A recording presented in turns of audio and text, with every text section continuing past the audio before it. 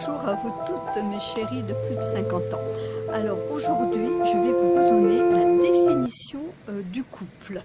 Alors pas évident, je le sais, mais j'ai entendu l'autre jour une émission philosophique et ceci m'a beaucoup inspirée. Alors pour celles qui ne me connaissent pas, je suis Marie-Ange, psychothérapeute, j'ai 63 ans et je m'occupe essentiellement de la vie amoureuse des femmes de plus de 50 ans. Donc, dans cette émission, il parlait de l'espace public. C'est quoi l'espace public? C'est vraiment un endroit où on ne prend rien à l'autre. Ça, c'est une notion qui est très importante. On va essayer de la retenir. Par exemple, quand je suis sur un banc public, quelqu'un d'autre peut s'asseoir à côté de moi, il ne me gêne pas, je ne le gêne pas, on ne se prend rien à l'un et à l'autre. Idem dans un bus, le conducteur, c'est pas pour moi, c'est pour tout le monde.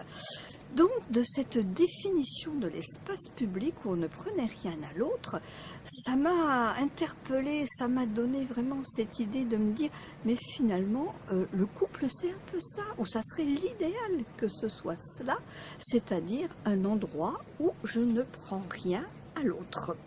Alors, pour ce faire, je vais vous raconter une petite anecdote. Souvent, ça marque plus les esprits. Une histoire, en fait, que j'ai inventée.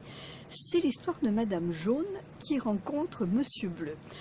Alors, tiens donc, un Monsieur Bleu, moi je connais pas du tout. On va essayer de faire connaissance. Ça ressemble à quoi un Monsieur Bleu? Elle est toute intriguée et ça l'intéresse sacrément. Et Monsieur Bleu aussi, de dire à Madame Jaune, chère Madame, je n'ai rien vu d'autre merveille que vous, ma chère Madame Jaune. Et donc, ils apprennent à se connaître l'un et l'autre. Et puis, un beau matin, Madame Jaune demande à Monsieur Bleu, dis donc, tu voudrais pas être un peu jaune? Bah non, qui dit Monsieur Bleu, moi je suis bleu. Bah dans ce cas-là, et toi, tu voudrais pas être un peu bleu? Oh non, dit Madame Jaune, moi je suis jaune, je reste jaune. Donc, en voici deux protagonistes qui vont rester sur leur position. Donc, que va donner ce couple? On ne le sait pas, en tout cas, voici un cas de figure. Puis, on va en prendre un autre. Madame Jaune est très amoureuse de Monsieur Bleu.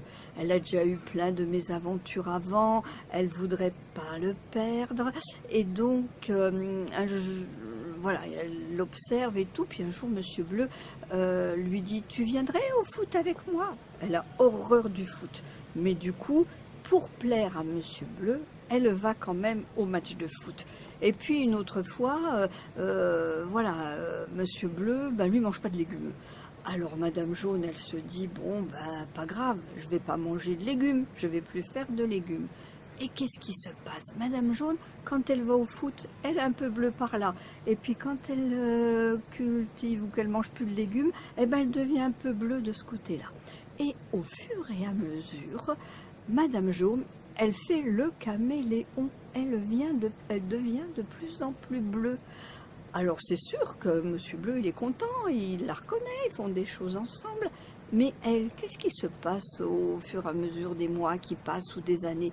Eh bien, Madame Jaune, elle devient bleue et du coup, il ne va rester plus qu'un tout petit bout de jaune à l'intérieur d'elle, comme on dirait ça, son cœur, son premier élan vital de la naissance, vous voyez, de quand elle était arrivée jaune en fait.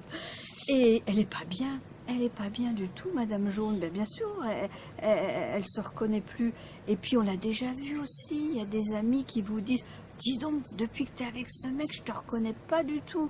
Eh bien oui, pourquoi? Parce que on déteint pour plaire à l'autre.